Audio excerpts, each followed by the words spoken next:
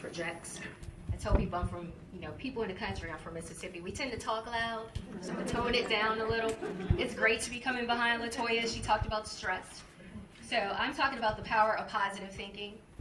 I'm sure some of you've read the book, seen the book about Norman Vincent Peale called The Power of Positive Thinking. But how many of you know that everything in your life starts with your mind? It's all mental. So let's think about when you wake up on Monday morning. Now, let me take it back a little.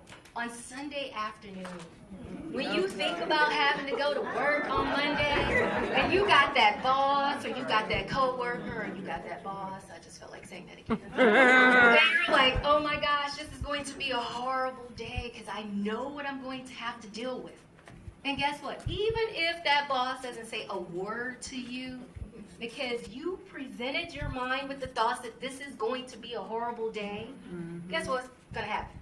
It's going to be a horrible day. You spoke it into existence. What is the expression? Whatever the mind conceives and achieves. So if you conceive you're going to have a bad day, you're going to have a bad day. It's kind of like with relationships. I don't buy into the myth that's well known in this whole DC metro area that there are 8 women for every 1 man. Because when you rule out the ones that they may have deemed to be a little cuckoo crazy. I'm not saying they're crazy, but I'm saying they have been deemed to be a little cuckoo crazy. Or you rule out the ones that you're just not compatible with, or the ones you're just not interested with. It's really, men aren't really left with 8 women for every 1 man. But we buy into that myth, and because somewhere along the way we had 1 or 2 bad ones, they will scar us, those 1 or 2 bad ones.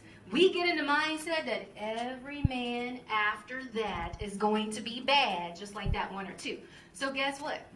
We're going to attract somebody who's just like those 1 or 2 who were bad, because we've already told ourselves all men are just like that. So what I want you to do is, for every negative thought you have, I want you to turn it around. So if you're single and you want a life partner, because most of us don't want to grow old alone, I want you to start projecting. Somewhere out there is a mate that's just for me. And then I want you to start visualizing what that mate looks like. Why are you laughing? You gotta visualize.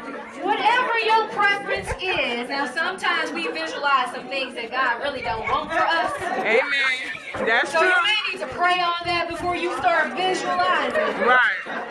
So, I keep a journal next to my bed, and in my journal, I write to God like he's my very best friend, because realistically, he is my very best friend. But I have this 1 page that has a list of criteria for that, whatever he looks like. Let me tell you. So I had a list about 2 years ago, and I met this dude who was on that list.